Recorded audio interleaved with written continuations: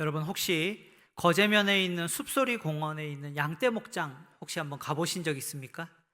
어디 정말 강원도에 있는 곳 남부럽지 않게 정말 새하얗고 깨끗한 양들이 수십 마리가 정말 저와 여러분을 기다리고 있습니다. 제가 1부 예배 때는 이 얘기를 했는데 2부 예배 때는 안 하려고 했는데 저는 솔직히 아직까지도 안 가봤습니다. 거제 시민의 한 사람으로서 깊은 회개하는 마음을 가지고 날씨만 조금 풀리면은 교회 여러 모임 있을 때 한번 가봤으면 좋겠다는 그런 생각이 듭니다. 그런데 그 양떼 목장의 양들은요, 그 관람용이기 때문에 실제 털을 깎기 위해서 기르는 양들과는 큰 차이가 있습니다. 실제 키우는 양은 일단은 각종 오물과 그 똥 같은 것 때문에 엄청 더럽습니다. 양모가 새하얀 것은 여러 가지로 세척을 하니까 그렇지 원래 색깔은 그렇게 새하얗지도 않는다라고 합니다. 그리고 아시다시피 양은 시력이 좋지 않은데요, 그 사람 시력으로 치면 한 마이너스 10 정도 된다고 합니다. 그러니까 눈앞에 1m, 2m 정도만 확실하게 이 분간이 되지 그 뒤에 있는 것들은 다 희미하게 보인다라는 것입니다. 그러니까 양은 움직일 때 거의 앞에 있는 양의 엉덩이만 보면서 따라 움직이는 이러한 특징을 가지고 있습니다. 그리고 양은요, 일단 털과 그 몸집 때문에 이 무겁고 또 다리는 그에 비해서 얇기 때문에 그 잘 부러지는 편입니다. 그래서 넘어지면 스스로 일어날 수도 없고 부러지면 어떻게 할 수가 없습니다. 이런 양들은 양 우리에 나오는 순간서부터 목자의 인도와 보호가 절대적입니다. 양들은 스스로 할 수 있는 것이 거의 없이 무능하고 무지한 존재입니다. 양은요, 목자의 보호와 인도가 쉬지 않고 필요한 그런 연약한 그런 존재인 것입니다. 눈도 나쁘지요, 방향 감각도 부족하지요, 스스로 할 수 있는 것도 없고 스스로 보호할 수도 없는데 또 고집은 엄청 세다라고 합니다. 목자가 이 울타리를 좀 쳐놔도 계속 그것을 넘어가고 싶고 또 이동할 때는 정해진 길이 아니라 자꾸만 딴 길로 가기 때문에 목자가 지팡이와 막대기로 계속 그렇게 쳐서 길을 인도해 줘야 됩니다.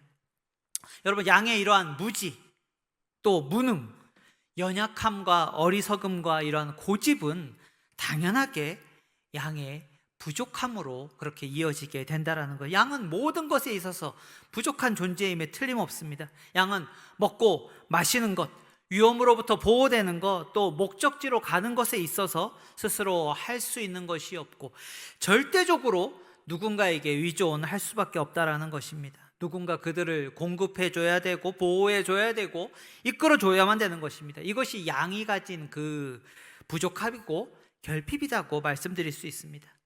여러분, 양만 부족하고 결핍이 있는 것이 아닙니다. 오늘 우리가 읽었던 시편 23편 1절부터 4절까지는 이 양과 목자에 대해서 말씀하고 있지만요, 5절을 보시면 원수의 목전에 있는 이 사람이 하나 등장하고 있습니다. 여기 원수들은 많은 사람들을 뜻하고요, 여기 있는 사람은 한 개인을 뜻합니다. 여러분, 혹시 원수 있으십니까? 제가 앞에서 보니까 표정은 원수 아무도 없는 것처럼 그렇게 계신 것 같습니다. 10년 전쯤에 우리 교회에서 헌신 예배 오셨던 그 강사 목사님이 하신 말씀이 10년이 지났는데도 생각이 납니다. 여러분, 혹시 기억하실지 모르겠는데 한 2017년 정도 정태진 목사님 오셔서 우리 교회에서 하셨던 말씀인데요, 여러분 중에 기억하시는 분도 계실지 모르겠습니다. 그 정태진 목사님이 자기 교회에서 설교하시다가 성도님들 중에서 원수 없는 분 한번 손 들어 보세요. 그런데 그 할머니 한 분이 이렇게 손을 들었다라고 합니다. 그래서 그 할머니께 어떻게 할머니는 그 원수가 아무도 없냐고 이렇게 물어보니까 뭐라고 답했는지 여러분 혹시나 여러분 예상이 되십니까? 미워하는 원수가 여럿 있는데 이제 다 죽었다는 것입니다.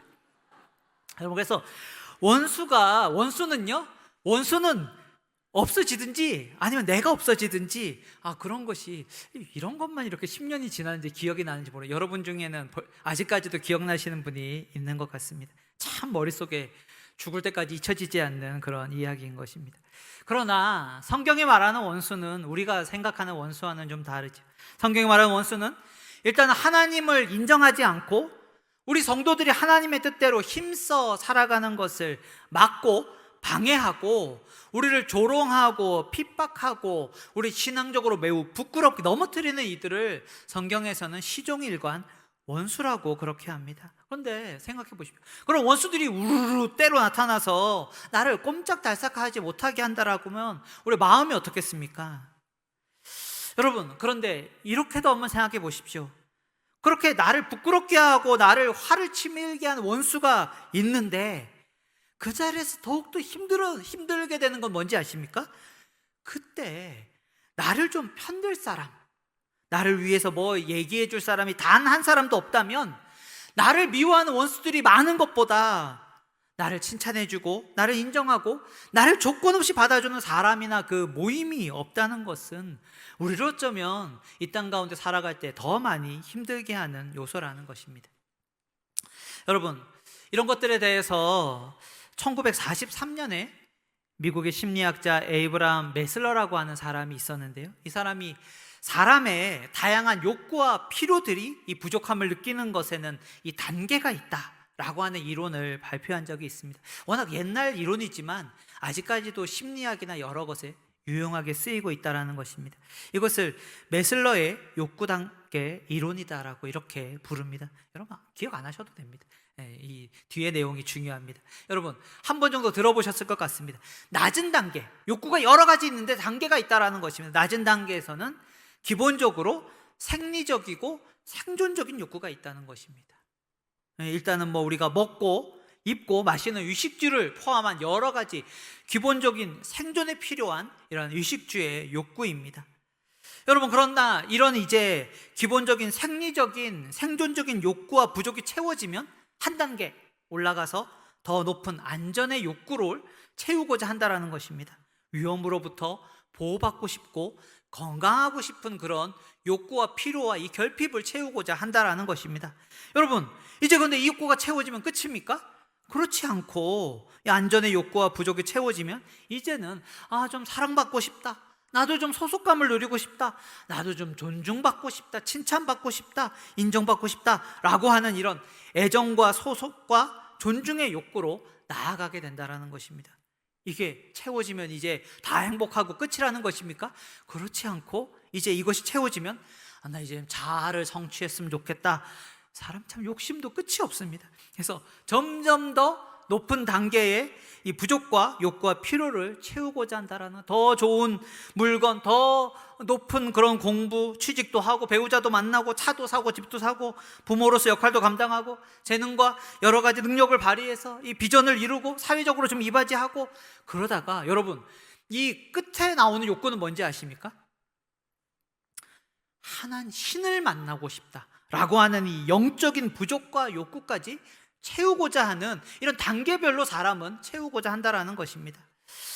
여러분 이런 여러 가지 기본적인 점점 다양한 이 부족과 이 욕구와 결핍을 채우는 것, 또 그것을 마음속에 내가 이것을 채우지 못하고서는 내가 정말 안 되겠다라고 하는 그런 불안과 두려움, 또 이것을 채우기 위해서 자신의 모든 능력을 쏟아붓는 그 결핍된 부분을 채우고 만족을 얻고자 하는 강한 욕망이요. 여러분 우리 모든 이 땅에 살아가는 사람들의 이 살아가는 방법이고 중요한 원리라는 거 여러분 알고 계십니까? 그렇게 되면 어떤 학자는요 인간의 삶의 수레바퀴를 이렇게 얘기합니다. 결핍과 불안과 욕망이라는 것입니다.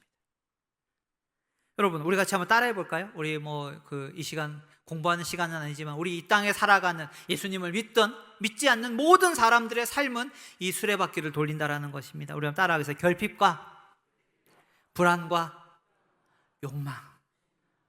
우리 결핍과 불안과 욕망은 서로 긴밀하게 연결되어서 서로를 밀고 당기며 이 땅에 살아가는 모든 사람들의 삶을 그렇게 살아간다라는 것입니다.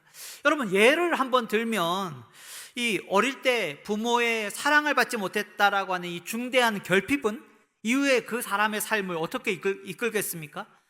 이후에 어디에 속하든지 간에 친구와 연인이든 모임이든지 간에 내가 여기서 쫓겨나면 어떡하지? 여기서 나를 어떻게 좀 미워하면 어떡하지? 라고 하는 두려움과 불안에 휩싸입니다. 여러분, 그렇기 때문에 여기에 끝까지 속해야 되고 이 사람을 끝까지 붙들어야 되는 이 욕망이 그 사람을 끌고 간다라는 것입니다. 그래서 이러한 욕망을 보이면요, 강한 반응을 보이면 상대방을 막 꼼짝달짝 못하게 하고 때리기도 하고 강한 반응으로 합니다. 그러나 이 사람들에서 약한 반응을 보이면 어떻게 하겠습니까? 똑같은 욕망인데 방향이 약간 내부적으로 하면 자기 자신을 막 중독에 빠지게 하고 막 우울에 빠지고 여러 가지로 힘들게 하는 그런 반응으로 보인다라는 것입니다. 이것을 더 일반적으로 얘기하면 우리 돈과 경제적인 것도 마찬가지죠. 내가 정말 경제적인 가난을 겪었거나 아니면 그에 대한 두려움을 가진 이 결핍은 마땅히 우리가 이 땅에 살아갈 때 두려움과 불안에 빠지게 할 것입니다. 어떤 사람은 돈을 과도하게 아낍니다. 마땅히 써야 됨에도 불구하고 정말 이것이 나의 생명줄인 것처럼 포기하지 않는 그런 욕망으로 살아가게 된다. 이게 끝이니까, 이게 나의 삶의 모든 것이 그걸 붙든다라는 것입니다. 근데 또 어떤 사람들은요, 이 또 반대급부로 여러 가지 명품과 메이커로 또 여러 가지 자신의 돈을 마음껏 쓰는 것으로 이렇게 반응을 보이며 살아간다라는 것입니다. 사랑하는 여러분, 세상의 모든 재미난 이야기, 연속극이든 드라마든 영화든 우리가 주변에 살아가는 모든 인생들의 삶은요, 이 결핍과 불안과 욕망이라는 이 틀 가운데 살아간다라는 것입니다. 그것은 믿는 우리들도 마찬가지고 여러분 중에 혹시 아직까지 예수님을 믿지 않는 사람들도요, 이 결핍과 불안과 욕망의 수레바퀴를 돌리고 살아가고 있다라는 것입니다. 그런데 오늘 말씀은요, 우리들에게 정말 중요한 이 원리를 하나 보여주고 있습니다. 오늘 보면 1절 말씀을 다시 보시면요, 여호와 나의 목자시니 내게 부족함이 없으리로다 라고 말씀할 때, 여러분, 이것은 무슨 내용이냐 하면 동전의 양면처럼 여호와는 나의 목자다 라고 이렇게 우리들이 고백할 때, 이 하나님에 대한 고백, 하나님만이 나의 좋은 목자이십니다 라고 이렇게 고백할 때, 그것은요, 동전의 다른 면은 어떤 고백이냐 하면 나는 양입니다. 나는 무능하고 무지하고 약하고 어리석습니다. 나는 하나님만 절대적으로 필요합니다 라고 하는 자기 자신의 고백이 더해져 있다라는 것입니다. 여러분, 성경에 나오는 고백은 거의 비슷해요. 하나님에 대한 어떠한 고백은요, 그 반대급부로 자기 자신에 대한 인정과 고백이 동시에 나오고 있다라는 것입니다. 그렇다면 여러분, 양은 자신의 문제를 잘 안다라는 겁니까? 모른다라는 겁니까? 양은요, 자기 자신에게 정말 필요한 것이 무엇인지, 인생에 있어서 가장 큰 문제가 무엇인지 양과 우리들은요, 잘 모른다라는 것입니다. 무엇이 정말 결핍되어 있는지, 어떤 부족을 정말 먼저 그것을 시급하게 먼저 채워야 되는지 우리는 알지 못한다라는 것입니다.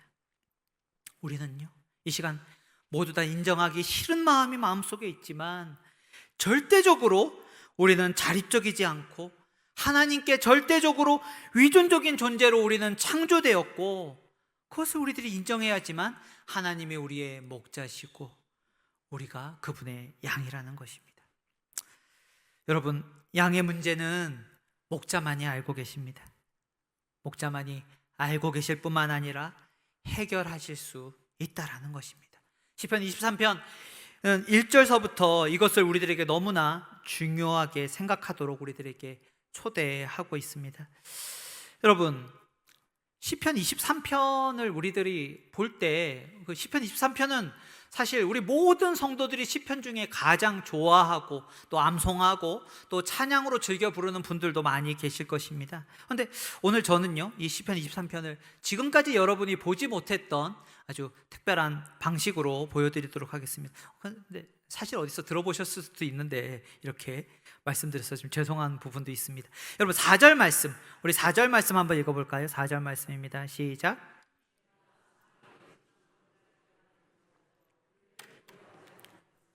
주께서 나와 함께 하심이라. 주의 지팡이와 막대기가 나를 안위하시나이다. 아멘. 여러분, 시편 23편 여러분 성경책을 보시면 1절서부터 6절까지 말씀 중에 4절은 유난실이 조금 더 긴 것처럼 보입니다. 왜 그러냐 하면 4절을 제외한 1절, 2절, 3절, 5절, 6절은 두 행으로 되어 있기 때문에 그렇습니다. 근데 4절만 3행으로, 3줄로 되어 있다라는 것입니다. 여러분, 이것에는 큰 위도가 있습니다. 다윗이 이렇게 기록한 위도가 있습니다. 4절 중간에 주께서 나와 함께 하심이라 라고 하는 이 구절을 원문으로 읽으면 키아타 이마디라고 할 수 있습니다.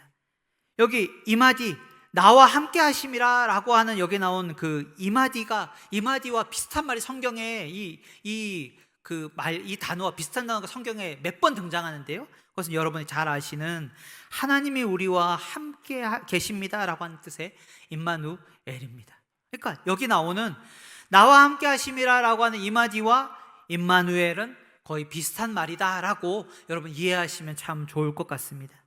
그러니까 여러분, 다윗이 시편 23편을 이렇게 적을 때요, 찬양해서 부를 때, 우리들에게 줄 때 시편 23편 전체를 보시면 4절 중간에 주께서 나와 함께 하심이라 라고 하는 부분을 딱 여러분 그 성경책에 한번 뚫어지게 한번 보시기 바랍니다.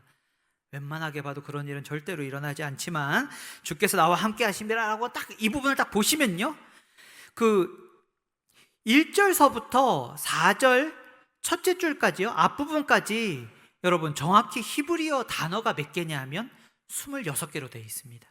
네, 여러분, 제가 일부 예배 설교 마치니까 여기저기에서 26이라고 많이 하더라고요. 이게 제일 임팩트가 있었던 것 같습니다. 그러니까 그 1절서부터 4절 앞부분까지 히브리어 단어가 몇 개라고요? 26개. 그리고 4절 뒷부분부터 마지막 6절까지도 히브리어 단어가 몇 개냐 하면 26개입니다.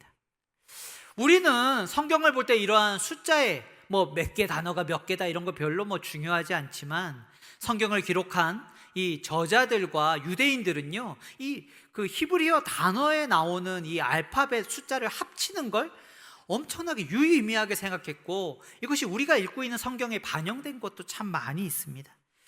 히브리어 단어 26은요, 여러분 여호와라고 하는 히브리어 단어 알파벳 4개를 합산하는 그런 단어인 것입니다. 그러니까 여호와라고 하는 히브리어 단어가 그 히브리어 알파벳 4개로 되어 있는데, 그게 그러니까 첫 번째 단어가 10번째, 그리고 두 번째 5, 6, 5 이렇게 되어 있어서 합치면 몇 개라고요? 26. 그러니까 우리는 이런 개념이 너무 생뚱맞고 어색하지만 유대인들은 성경을 적을 때 이런 것을 매우 유의미하고 가치 있고 성경을 읽을 때 매우 중요한 원리로서 이렇게 기록했다라는 것입니다. 여러분, 이것은 우리가 잘 알고 있는 예도 있습니다. 마태복음 1장에 예수님의 족보 배열, 여러분 잘 알고 계실 것입니다.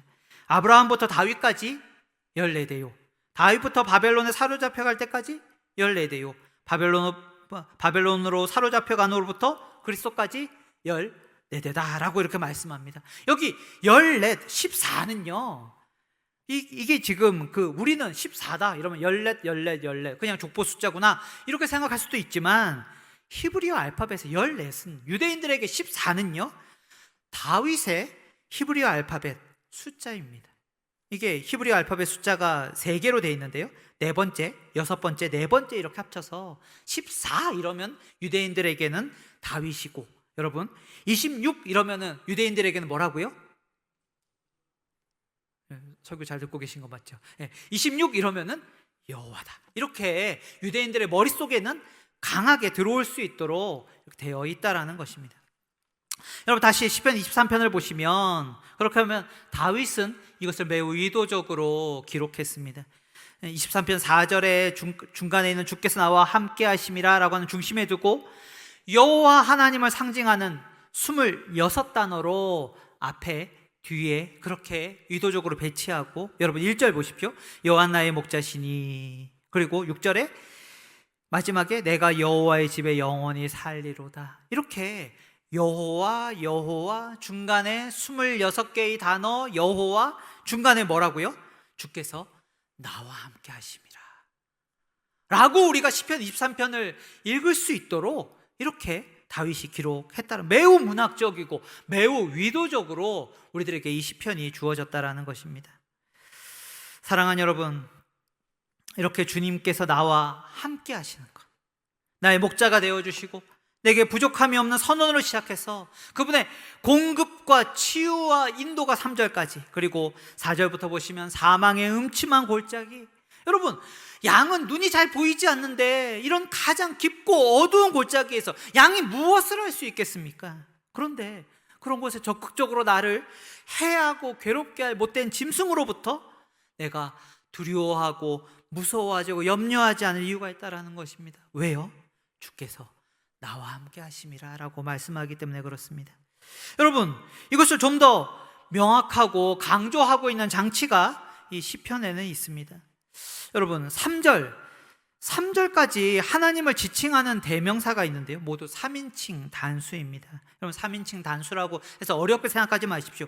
2절에서 하나님을 그가, 3절에서 자기, 다 3인칭 단수입니다. 하나님에 대해서 말을 할 때 그가 이렇게 말을 한다라는 것입니다. 그분이 그가 이렇게 말을 한다라는 것입니다. 그런데 여러분, 이 3인칭 단수로 부르던 하나님을 4절 앞부분에 내가 사망의 음침한 골짜기를 다닐지라도 해를 두려워하지 않을 것은, 이렇게 가장 어둡고 위험한 골짜기를 지나고 있는 순간서부터 이 3인칭 단수, 그가, 그분이 이렇게 하나님을 부르다가 여기 4절부터는 하나님을 부르는 인칭이 달라진다라는 것입니다.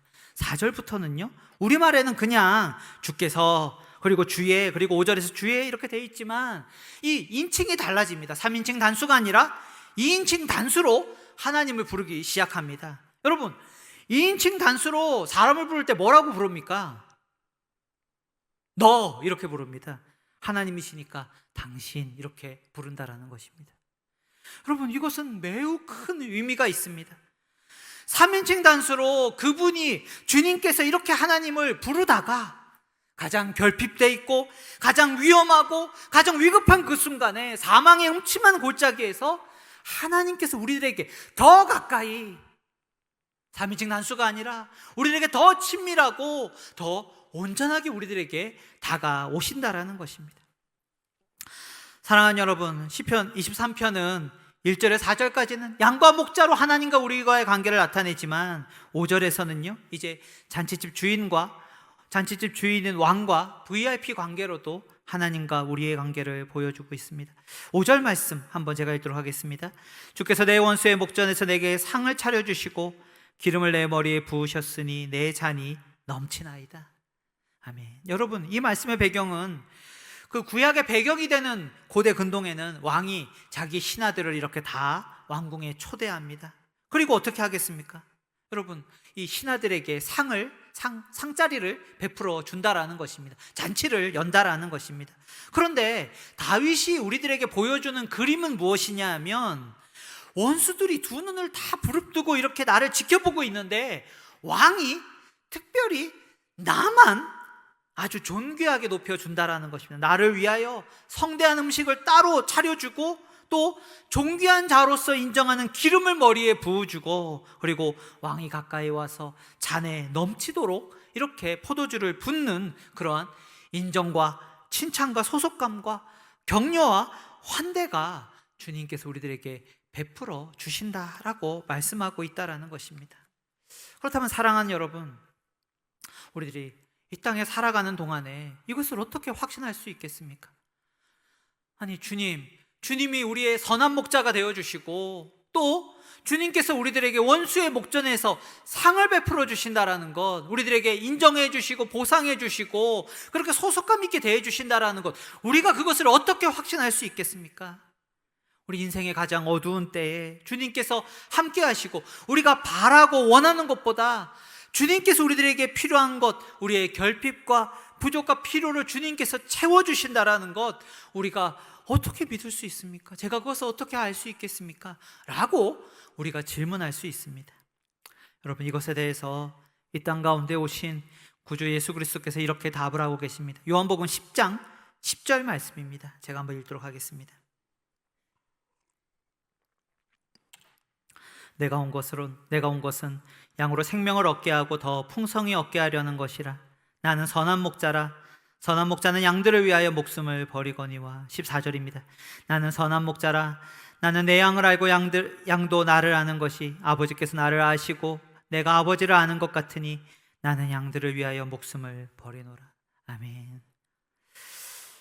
사랑하는 여러분, 팀 켈러라고 하는 미국의 목사님인데요, 이 구절에 대해서 이렇게 설교한 적이 있습니다. 제가 한번 읽도록 하겠습니다. 혹시 예수님께서 선한 목자라고 말씀은 하시지만 정작 우리의 현실은 모르고 계시지 않을까요? 천만의 말씀입니다.